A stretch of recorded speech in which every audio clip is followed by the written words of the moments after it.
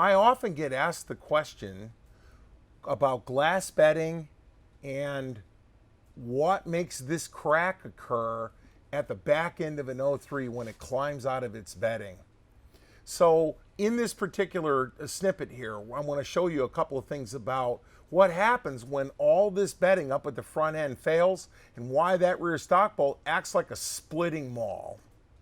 The other thing I want to cover in this video is really quickly why shop tickets should have detail. Put detail in your shop ticket. I don't care what trade you're in.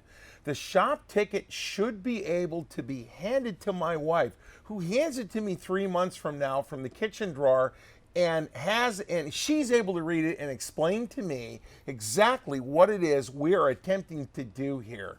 I got a shop ticket from a local gun shop that said Casey knows what's wrong with the gun. That was what was on the shop ticket. I gave it back 3 months later with a $600 bill on it, and all I wrote on my ticket was, Casey knows what we did. Don't do that. Put detail in your shop ticket. We have the action out of the stock now, and you can see that it's been bedded back here. It's been bedded up here, and I've got some B-roll that I took when I did this gun originally, and I'm going to show you some things about it that we did and some things that are good and bad about it. I've learned an awful lot about bedding just in a year and a half since I've done this. So let's look at how we determined that the thing was broken in the first place. In this shot, you can see that the wood that's behind the recoil lug has completely driven backwards. Complete failure. And as it breaks loose up front, it just comes back and this screw acts like a splitting maul and beats the crap out of that. And that's no good. Bang, bang, bang.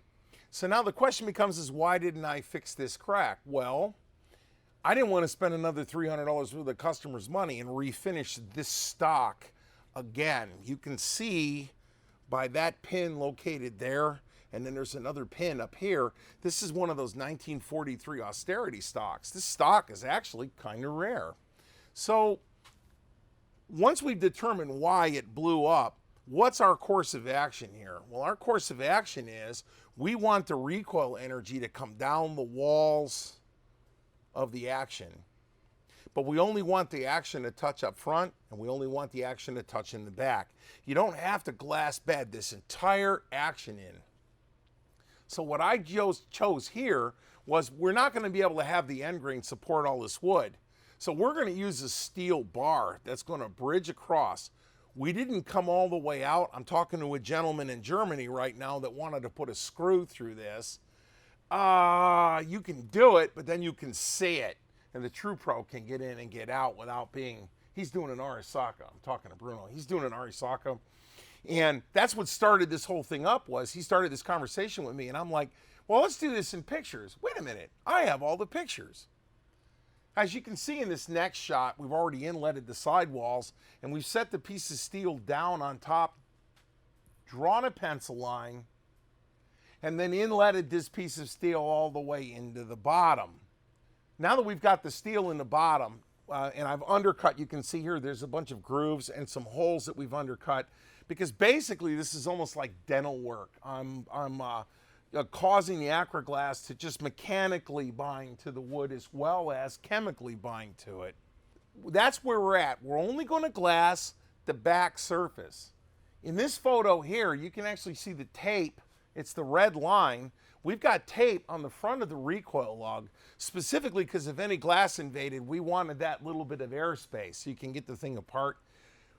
What you're doing with bedding, no matter how good you are, this gun is going to move back and forth. You can't trap it. So it's like a spring, and it bends the spring, and what you want it to do is come back to the same place every time.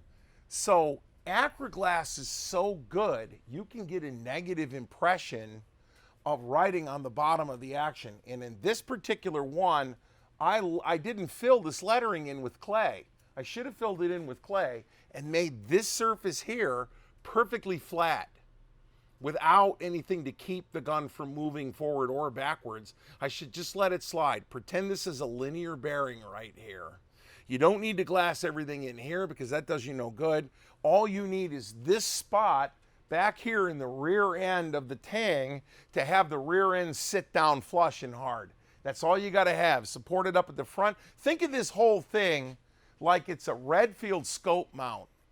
The front end does all the work, and all the back end does is keeps the back end from wagging around. So think of it that way. When you're all done, you're going to wind up with this being a solid mast. There's a steel key right here, and it's just wagging around in the back. And there it is. That's what you're aiming at. It's not that difficult. Smooth. Don't capture it on the sides. If you really want to, you can pour a pad up here. I've seen some guys do that. The other question becomes free floating. Well, the Springfield's got a lot of room in here, but free floated milsurp guns, the Brits played with that in the SMLEs. A lot of guys have tried a lot of things. They're minute a basketball at 200 yards. Get over it. Anyway, this is where we're at. We're going to wind up with this shot right here, which shows that from the outside of the gun, you can't even tell we were in here. And as always, it's been a pleasure. Thanks a lot.